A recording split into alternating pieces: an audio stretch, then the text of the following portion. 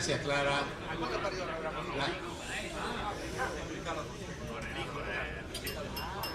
Bueno, muchas gracias a Luis y a toda la conducción del Rotary por esta nueva invitación. He hablado un par de veces allá en el Plaza. Esta nueva invitación a compartir con ustedes, y es una ocasión sobre todo para encontrarme con una cantidad de amigos, así que lo disfruto plenamente. Y gracias, Clara, por la aclaración. Uno tiene que reconocer las pertenencias. Yo no parecía como estaba borrado del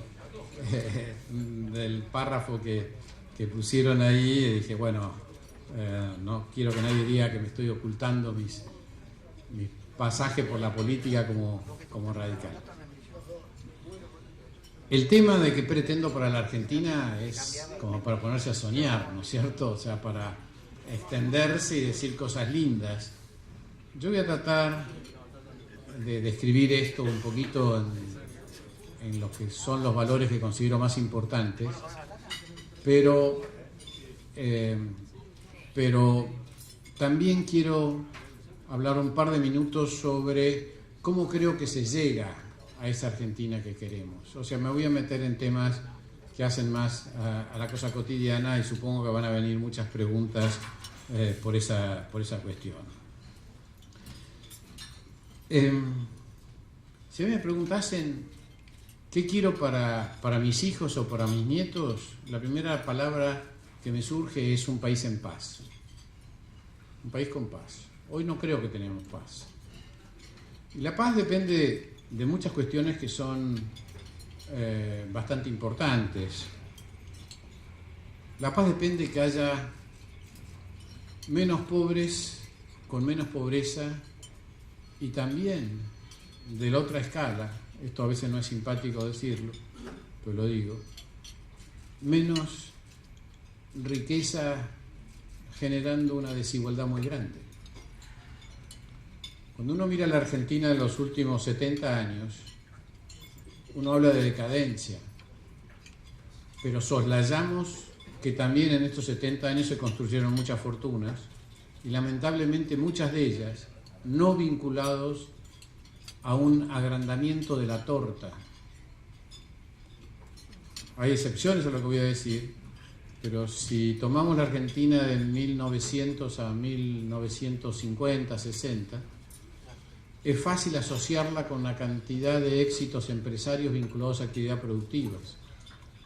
En cambio, la Argentina de los últimos 50 años también hay muchas fortunas, pero muchísimas veces, no digo que sean siempre, muchas veces están más asociadas a la especulación, al éxito financiero, y atrás del éxito financiero no hay solo una actividad que es un servicio, sino también un aprovechamiento de una Argentina inflacionaria que nos ha permitido, y me incluyo en el grupo, que nos ha permitido ganar dinero a costa del país, sabiendo cuándo hay que pasar de pesos a dólares, de dólares a pesos, y todo eso genera pobreza. O sea, lo que estoy diciendo es, la pobreza no nace sola, también la aparición de la riqueza explica la pobreza, y esto está muy estudiado últimamente, y creo entonces en la Argentina que me gustaría una Argentina con menos diferencia entre los más ricos y los más pobres. Cuando yo empecé mi actividad profesional a comienzos de los 70,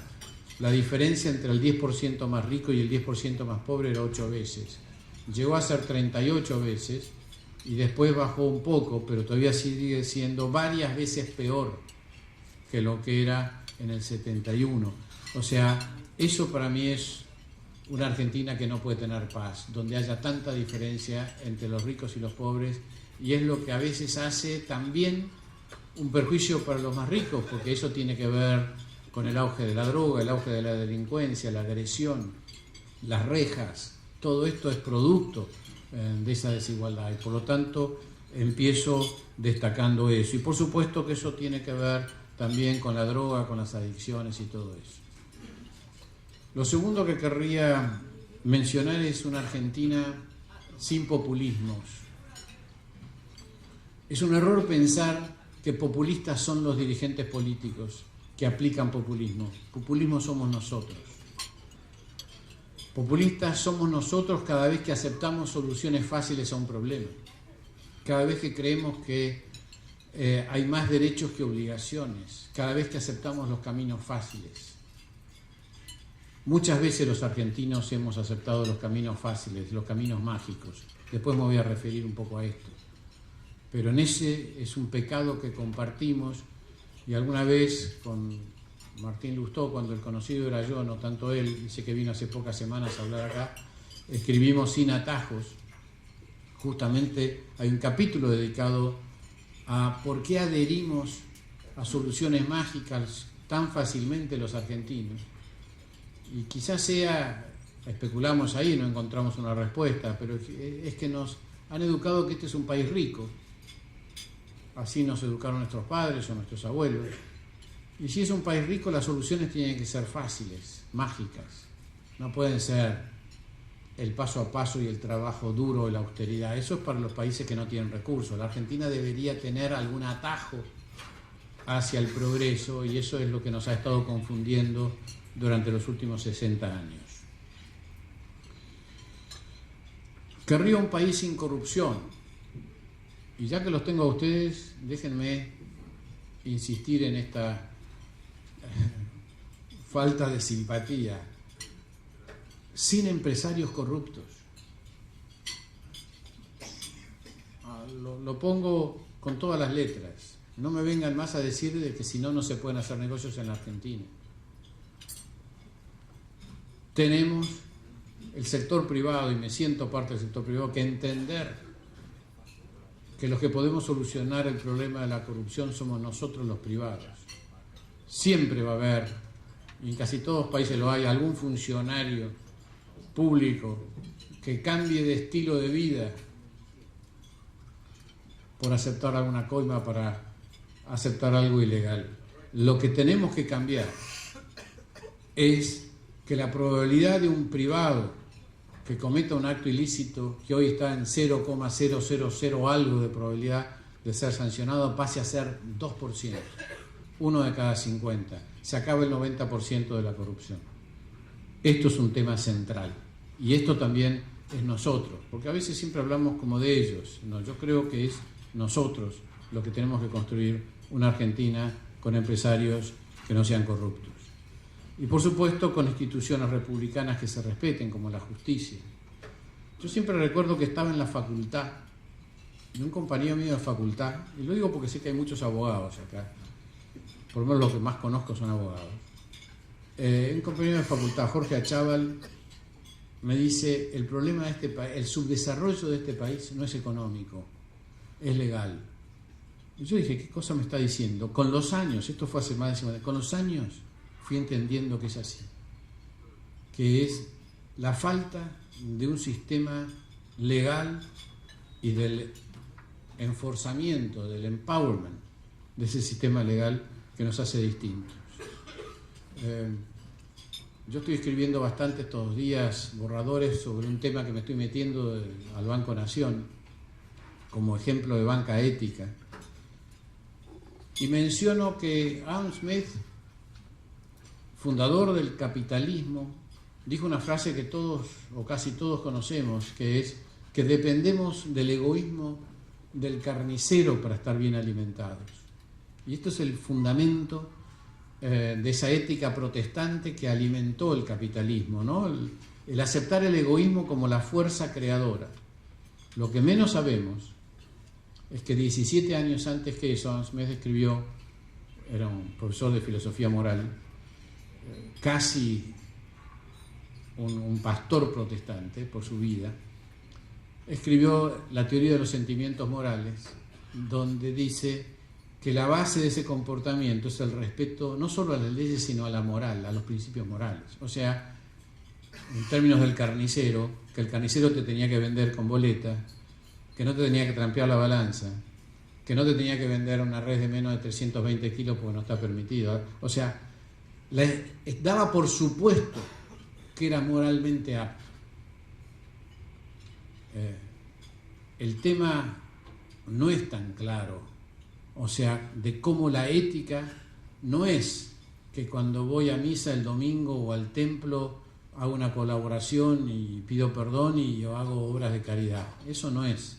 El tema es ser moral de lunes a viernes. Y esto es parte del país que yo querría. O sea, la ética en los negocios, no en el domingo.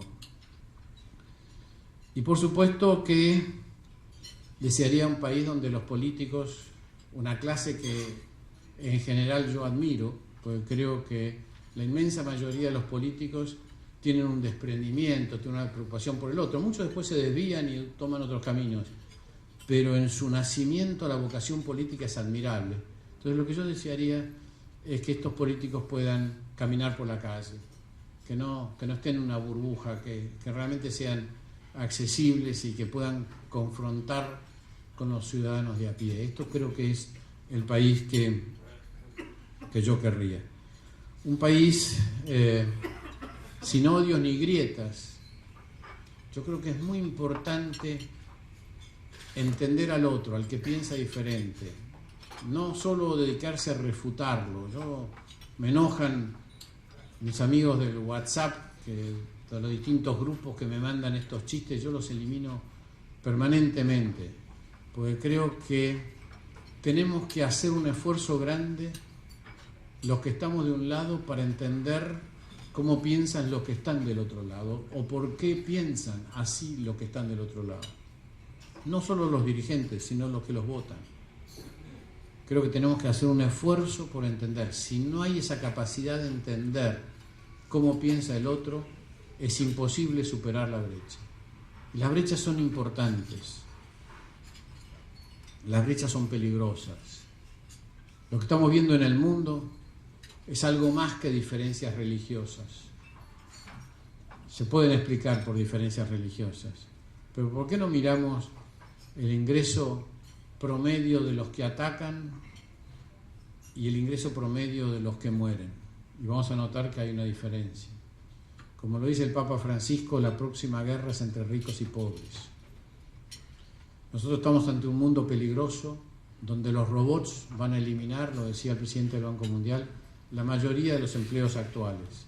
Tenemos que entender que no podemos dejar librado esto simplemente a las leyes económicas, porque lo que vamos a hacer es una concentración todavía de más riqueza y de mucho más pobreza.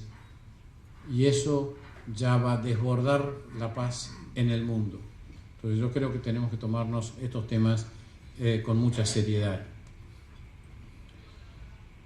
Pero déjenme decirles que el país que añoro, y no lo veo tan lejos porque soy muy optimista, yo creo que la Argentina puede surgir un país que no solo progrese en la comparación interna frente a lo que hemos sido, sino un país que se pueda transformar en faro del mundo en un momento en que el mundo está bastante confundido. La Argentina tiene mucho que aportar al mundo. Estemos convencidos de eso. La Argentina tiene que aportar al mundo en términos de solidaridad, en términos de cuidado del planeta, un tema que nos preocupa especialmente con esta reunión del G20 el año que viene, en temas de inclusión social, de inclusión financiera, me pega muy de cerca. Yo estoy trabajando para transformar al Banco Nación en un ejemplo de banca ética que incluye el tema de la inclusión financiera, así como la defensa del medio ambiente y la lucha contra la corrupción. Creo que son temas centrales en una banca pública, pero también como ejemplo de tolerancia religiosa, tolerancia de razas. Nosotros podemos ser ejemplo en muchas cosas donde hoy no están presentes en muchísimos países del mundo. Entonces realmente creo, cuando describo eso quiere decir que me quedan 5 minutos,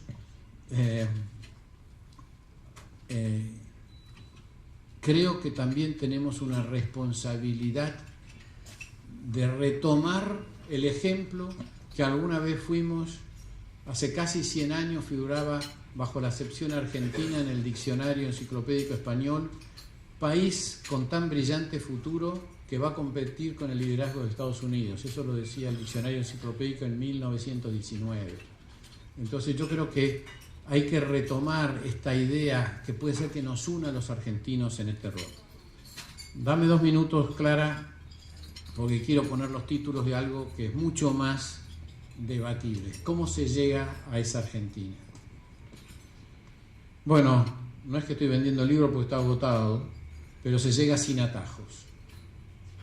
Yo sé que hay gente que piensa diferente y sé que hay algunos que están acá que piensan diferente y yo lo respeto y así pienso yo hace más de 40 años. Elaboré este pensamiento criticando la tablita de Martínez de Oz. Desde entonces estoy a favor del tipo de cambio flotante y de ir paso a paso y no tomar atajos. Ese es el título del libro que escribí hace más de 13 años, porque creo que los atajos siempre retrocedemos más atrás que el nivel inicial. Si hacemos una historia muy rápida, los argentinos los últimos 70 años es una sucesión de populismos y ajustes. Populismos que siempre, sin excepción, se basaron en el atraso cambiario, porque la Argentina, país exportador de alimentos, si atrasa el tipo de cambio, aumenta el salario disponible, porque abarata los alimentos, y sobre la base de ese aumento del salario disponible se ganaron las elecciones. Se hizo con música de derecha, con música de izquierda, con música militar, se hizo en los 50, se hizo en los 70 al comienzo, se hizo en los 70 al final con Martínez de Oz, se hizo en los 90 y se hizo también en la última década. Todos estos 5 procesos populistas se basaron en el atraso cambiario. Todos abarataron los alimentos y ganaron elecciones. Fue exitoso, sacando el periodo militar, donde no se llegó a concretar el proyecto que tenían, pero sí fueron populares. La película Plata Dulce da cuenta de la felicidad del pueblo más allá de los otros ingredientes. Y siempre fueron sucedidos por los que vinieron a ajustar, con una mega devaluación, blanqueando el tema, etc. Y todos pagaron un precio social y un precio político. Muchos de ellos tuvieron que abandonar el gobierno antes de tiempo. Lo ven tan claro Moreno, el ex secretario de Comercio, que dijo en febrero: Macri es un paréntesis entre 2 décadas ganadas, como diciendo, nos la gastamos todo, viene el ajusta, pone el dólar donde tiene que estar, las tarifas, y después lo echamos y volvemos a gastárnosla de vuelta, con total franqueza. Esta es la esencia del gradualismo, del cual yo me siento totalmente imbuido. Y déjenme decirles que el gradualismo no es hacer lento lo que se puede hacer rápido. Gradualismo es no hacerle pagar a los que menos tienen el costo del ajuste. Es muy fácil poner el dólar a 25 o a 30 y reactivar sobre la base de la exportación, pero volteas el salario real de un 30%. Y déjeme decirle que si hubiéramos hecho eso, no habría habido estos resultados el 13 de agosto. Es interesante saber, hay ya un trabajo econométrico, que donde más mejoró la votación de Cambiemos es en los distritos más pobres. No estoy diciendo que haya ganado, estoy diciendo donde más mejoró frente al 2015 es en los distritos más pobres. Y eso es gracias al gradualismo. Al gradualismo entendido como que no se devaluó de más para agradar a los lobbies de la City y haciéndosela pagar a los que menos tienen. Por supuesto que ha habido algunos errores. Yo no voy a defender la gestión de gobierno porque estoy hace 6 meses o 7 y el año pasado tenía algunas diferencias. Pero creo que lo central, que yo me siento muy responsable y he escrito sobre el tema, es este gradualismo, que insisto, es el camino más rápido para llegar a esa Argentina que pretendemos, que describí hace un rato. ¿Por qué es el camino más rápido? Porque transita por la consolidación política. Y esto está empezando a ser obvio en estas semanas. Ahí está el secreto.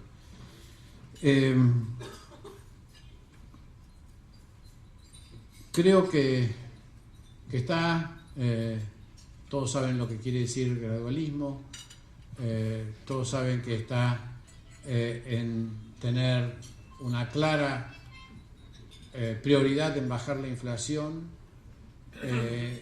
pero no al precio de generar pobreza, sino al precio de ir tratando de lograr los cambios estructurales que van a llevar años. Cuando me preguntan ¿a qué le tenés miedo? A la impaciencia. No se sale de 70 años de hacer las cosas mal en pocos meses. Tenemos que entender que este es un proceso largo, que requiere una consolidación política y que requiere el restablecimiento de leyes republicanas. Y esto creo que es la tarea que se está haciendo. Muchas gracias.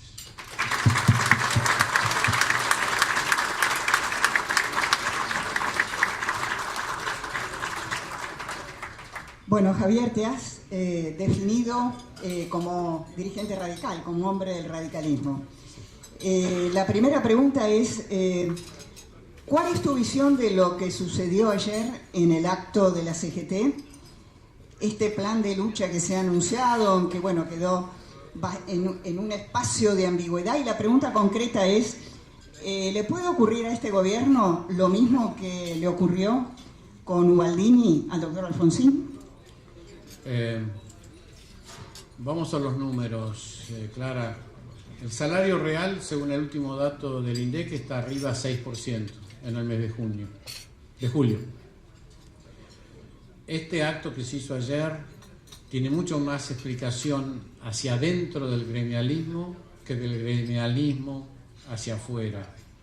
Hay muchos dirigentes sindicales que tienen miedo que los corran por izquierda y por lo tanto tienen que salir a defender estas banderas, pero claramente carecía de sustento, carecía de mensaje. Hay un país que está recuperándose de hace varios meses, no lo voy a aburrir a ustedes con las cifras, pero las tengo en el bolsillo. El 70% de los sectores industriales ya está creciendo, hay un crecimiento del empleo privado, no es generalizado, pero sí hay un crecimiento. Se están haciendo cosas para ir logrando competitividad sin bajar el salario.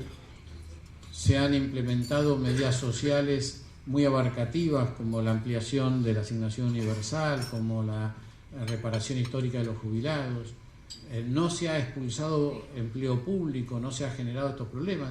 Se están tratando de solucionar los temas específicos de los sectores, como el tema de vaca muerta, como el tema automotriz, como el tema lácteo. Hay varios más que vienen. Entonces yo creo que hay claramente una vocación por solucionar los temas de fondo y la actitud del sindicalismo tiene que entender todo esto y en privado te lo entienden. Lo que pasa es que a veces te dicen sí, pero tengo que salir a hacer esto porque si no me corren por izquierda. Y bueno, pero yo creo que la sociedad, hay que mirar a la sociedad, no tanto a los dirigentes. La sociedad se expresó de una manera muy clara y le sigue dando crédito a esta política, a este estilo de gobernar que poco a poco está convenciendo a la mayoría, y no tan poco a poco diría, porque ha mejorado todavía los resultados del 2015. Entonces yo no exageraría la importancia de lo que pasó ayer, más bien me parece que lo que pasó y no fue tan importante, y creo que hay que mirar temas más importantes que tenemos por delante. Después del mes de octubre, en caso de que haya un buen resultado para Cambiemos, ¿crees que va a haber espacio político para bajar el gasto público? Te pregunto esto porque el miércoles pasado, cuando estuvo Alberto Abad y le preguntaban sobre la necesidad de bajar impuestos, él fue muy contundente y dijo, no se pueden bajar impuestos si no bajamos primero el gasto. Sí. Yo creo que después de octubre va a haber enormes posibilidades de construir un consenso político para bajar el gasto público, sin ninguna duda. No solo bajar el gasto público, sino acometer otras reformas que son muy importantes discutirlas y no tienen ningún sentido anticiparlas porque no sabemos cómo van a ser. Pero los problemas de competitividad de la economía argentina no es solamente el gasto público, aunque por supuesto los impuestos son una parte muy importante, es también la infraestructura, los costos laborales extra dinero del bolsillo son parte de los impuestos que le reclamaron seguramente a Abad, y una cantidad de otras cosas, vinculados también a otros aspectos laborales, pero también de productividad, que hacen a la productividad. Nosotros tenemos que entender que no puede haber un choque entre los beneficios del trabajador y la productividad. No puede ser que las mejoras del trabajador sean a costa de que desaparezca la productividad y por lo tanto desaparezca el trabajo, porque esto es de patas cortas. Entonces tenemos que conciliar los verdaderos intereses de la familia trabajadora con la necesidad de mejorar la productividad. Y en esto hay muchos ejemplos, qué sé yo. Yo provengo de la industria láctea y es un costo para la actividad láctea, o sea, por suerte hace años que ya no estoy en eso, pero era un costo, las normas laborales que te impedían trabajar, como sí pasa en todas partes del mundo, el sábado a la tarde y el domingo, porque uno acumula leche, o sea, la vaca sigue dando leche, y vos qué haces con esa leche si no tenés para procesarla, tenés que pagar por frío, por recepción, por una cantidad de cosas, y eso te encarece muchísimo. En otros países se trabaja a 7 días. Bueno, es cuestión de lograr cómo podemos defender los ingresos del trabajador, pero lograr de que y esto hay en Vaca Muerta también era así, en la cantidad de actividades es así. Tenemos que entender que para evitar los ajustes que hemos vivido en el pasado tenemos que aumentar la productividad, y este es el desafío de Argentina, aumentar la productividad siempre en búsqueda de la competitividad, o sea, no es exactamente lo mismo, pero se le parece. También en términos no solamente físicos, sino de plata por capital, de retorno sobre el capital invertido, buscando la necesaria y gradual integración al mundo. La Argentina está aislada del mundo después, no solo estos últimos 12 años, de hace mucho tiempo. Entonces, esta reintegración al mundo tiene que ser inteligente y gradual, conversada para crear los consensos y los comportamientos que la hagan posible. Bueno, acá tenemos una pregunta. ¿Qué medidas ha tomado el Banco Nación para combatir las coimas pedidas por los gerentes del banco para otorgar créditos o para desviar a los clientes a las cuevas? Qué buena pregunta. Qué buena pregunta. Algunos de ustedes quizás me hayan escuchado. Ayer lo hice por última vez, pero hace más de 3 meses por primera vez, que cuando me junto con los desarrollistas les pido agregar algo. Lo hice en Córdoba, lo hice en Rosario, lo hice ayer ante la Cámara de la Construcción, que me vino a ver, y les digo que entiendan lo que les voy a decir a continuación. Digo, uno está acá dando energías que podría estar dedicando a los nietos o a otra cosa, y por lo tanto tiene uno el derecho de pedirlo. Y ahí les digo, no hace falta aceitar ningún crédito en ningún lado, y si se enteran de algo lo tienen que denunciar inmediatamente. Se los pido, por favor, no, que no se puede. No, sí, se puede. Porque si no hacen esa contribución, la Argentina no tiene futuro. Entonces, yo además de hacer eso hacia afuera, hacia adentro estamos introduciendo códigos de ética que no son solamente palabras escritas, sino son sistemas de denuncia. Hoy el mundo tiene mecanismos sofisticados para denunciar estas cosas. Hay empresas como Ethic Points o Resguarda o otras que en el mundo reciben denuncias y saben procesarlas. Por supuesto que puede haber abusos con las denuncias, pero lo que estamos es siendo muy en claro. Y yo le agrego algo que ya dije. Yo lo tengo escrito, por eso no puedo esconderme. Cuando hace 20 años Mariano Grondona, el gran Mariano Grondona, escribió, para el cual vos trabajaste muchos años, escribió La corrupción, me dejó escribir un capítulo. En ese capítulo yo digo lo que acabo de insinuar hace un rato. Los países que han combatido la corrupción es porque metieron preso a los privados. Esto es el caso de Brasil, pero también es el caso de Alemania, es el caso de Inglaterra. O sea... ¿Y qué pasa acá, Javier, entonces? Hasta ahora esto no ha pasado, pero puede pasar. Esto es fundamental. Y lo que yo les digo, porque la pregunta es sobre el Banco Nación, que las horas extras se las voy a dedicar para perseguir al privado que pagó.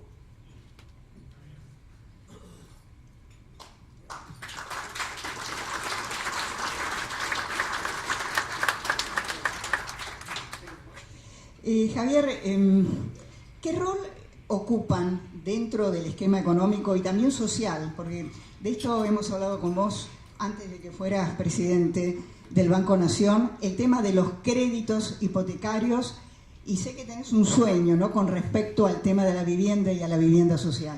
Sí, gracias Clara, porque me la sé fácil. Sí, hace muchos años, muchos años. Alberto Grimoldi, que no lo vi, no debe estar entonces. Alberto Grimoldi en un avión me regaló hace 20 años un libro de Hernando de Soto que se llamaba El misterio del capital. Fernando de Soto escribió también El otro sendero, mucho peor libro.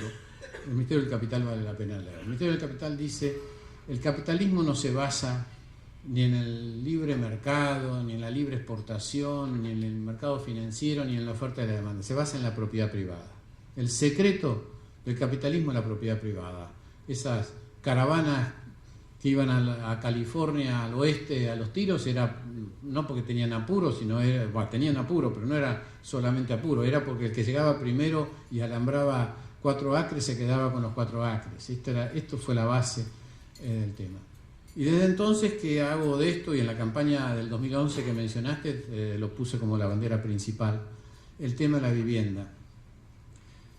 Me voy a poner a discutir si es empleo, educación o vivienda. Nadie puede desconocer la importancia del empleo, pero ¿qué pasa? La gran parte del empleo que uno genera no coincide con el que lo necesita, porque se generan empleos de una sofisticación que la mayor parte de la gente no califica.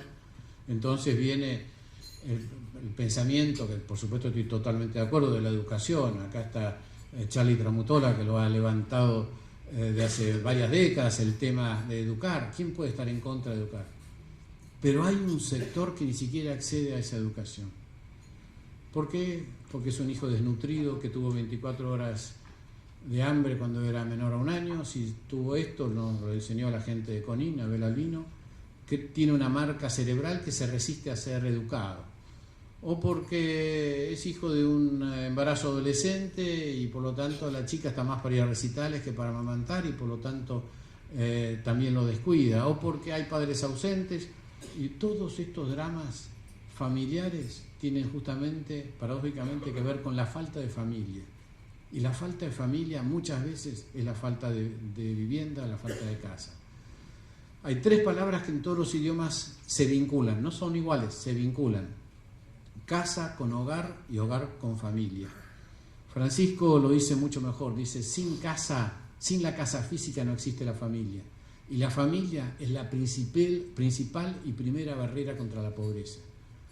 Por eso, inmigrantes, muchos de ellos abuelos nuestros, inmigrantes de pobreza absoluta, la superaron rápidamente en Argentina porque tenían pobreza pero tenían concepto de familia. Y por lo tanto construyeron inmediatamente por una casa, etcétera, y armaron una familia. Y la familia es la base de la lucha contra la pobreza. Mi lucha por la vivienda, y quedó claro en los primeros días que llegué al Banco Nación, porque extendí a 30 años los créditos y obligué a todo el sistema financiero a ir a 30 años, y ahora estamos yendo a 40 años. ¿Están todos de acuerdo con eso? Sí, están todos de acuerdo. Quizás haya alguien que dice cosas que no tienen mucho sentido. No, pero ¿cómo le vas a dar a uno de 40, un préstamo a 40 años, va a tener 80 años y te lo va a estar debiendo? El 80% de los préstamos hipotecarios en el mundo se cancela mucho antes. El 50% se cancela entre el 7º y el 10º año. Hay una especie de crisis del 7º año y tiene algo que ver con el préstamo, porque hay mucho divorcio, entonces inmediatamente tienen que cancelar las hipotecas. O sea, no le tengamos miedo. Yo estuve en Panamá la semana pasada, ahí son a 50 años. Lo importante es el acceso a la cuota y a la cultura. Y hay algo que me animo también a decir, como un dato que se conoce poco, porque está teniendo un éxito brutal. Yo le dije al presidente, o le hice saber al presidente hace un mes que estábamos dando un crédito cada 3 minutos en el Banco Nación. Ahora ya estamos cada menos de 3 minutos. Ahora ya no se mide en plata ni en número, se mide en qué tantos minutos tardás en dar un crédito. Estamos realmente viendo un boom, pero eso es apenas la cabeza, la punta del iceberg. Además de tener más de 100.000 solicitudes que todavía no hemos concretado, pero sí están presentadas conforme las normas, hay cerca de 600.000 a 800.000 familias. Escuchen esto, 600 a 800.000 familias, de acuerdo a ciertos datos coincidentes, que están juntando la plata necesaria para el 20% que tienen que poner. Esto es muy importante, esto explica esto que no se entiende, cómo es que hay tanto minorista comprando dólares. No, porque la gente está ahorrando dólares a todos los niveles, están juntando los dólares para acceder a la vivienda. A lo mejor muchas de estas familias, no quiero meterme en este tema porque siempre me pegan cada vez que me meto en este tema, a lo mejor una de estas familias está decidiendo postergar la renovación del celular o del plasma porque sabe que tiene un objetivo superador, que es realmente juntar el efectivo para acceder a un tema. Ojalá tengamos un país de propietarios pronto. Sé que estas cosas no se hacen de la noche a la mañana y tampoco en esto hay atajos. O sea, el país podrá crecer como mucho al 1% del Producto Bruto por año en crédito hipotecario, 6.000 millones de dólares. Chile nunca creció tan rápido, pero creció al equivalente de 0,6, 0,7 por año. Pero sí tengamos confianza que es una cultura que está para quedarse. El tema de ser propietarios cambia la dignidad de la familia, cambia la actitud del hombre. El Banco Mundial ha estudiado que los chicos que viven en casas propietarias les va mejor que los chicos que viven en casas alquiladas. Esto está estudiado, hay diferencia en el rendimiento por el orgullo que uno tiene como madre o como padre de familia en la protección de esa vivienda. Entonces esta cultura de ahorrar en ladrillos que también hemos implementado gracias a la ley Cobos, o sea, hoy a un chico recién nacido se le puede abrir una cuenta en metros cuadrados de construcción y regalarle para su cumpleaños 1 metro y cuando cumpla 15 en lugar de un viaje o una fiesta a 5 metros y cuando llegue a los 22, 23 años y tenga un sueldo se le puede prestar 4 veces lo que ha ahorrado. Esto es la cultura que vamos a poder construir en un país como el capitalismo necesita más socios en la sociedad y los socios, o sea, el carnet de pertenencia al capitalismo es el título de propiedad, no es la cédula de identidad. Entonces, esto es una batalla que estamos iniciando y marcando la cancha del Banco Nación, en la cual, como vos me preguntabas, Clara, sabés muy bien, yo estoy comprometido en esta prioridad desde hace décadas, te diría, y estoy muy feliz de tener la oportunidad de volcar mis energías en el Banco Nación y hemos realmente hecho una diferencia. El Banco Nación está creciendo al 70% en términos de créditos hipotecarios y somos el 40% del mercado. O sea, mucho más de lo que somos en otras áreas. Y esto realmente es lo que yo les digo hacia adentro de este banco que tiene gerentes buenísimos, más allá de la pregunta anterior, gerentes buenísimos, sobre todo los que están en las sucursales y en las zonales. Disfruten cruzarse con gente en la calle que les diga yo tengo mi casa gracias al Banco Nación. Yo creo que esto es una cruzada sin descuidar las pymes, sin descuidar los otros aspectos en la cual el Banco Nación está sumamente comprometido. Javier, te hago la última pregunta. ¿Percibís que hay otro presidente después de las PASO? Me refiero a gestos de poder muy concretos. El tema Freiler, por ejemplo, y ahora lo que pasó con prácticamente el desplazamiento de 2 funcionarios de una manera muy rápida después de la marcha de la CGT. No, es el mismo presidente después de un hecho que él esperaba, que era la confirmación por parte de la sociedad de su conducción. Pero es el mismo presidente confirmado en sus ideas y lo estaba esperando hace tiempo. Por eso no te podría decir que es otro presidente, no, es el que esperábamos que fuera. Javier, muchísimas gracias. No, gracias a ustedes.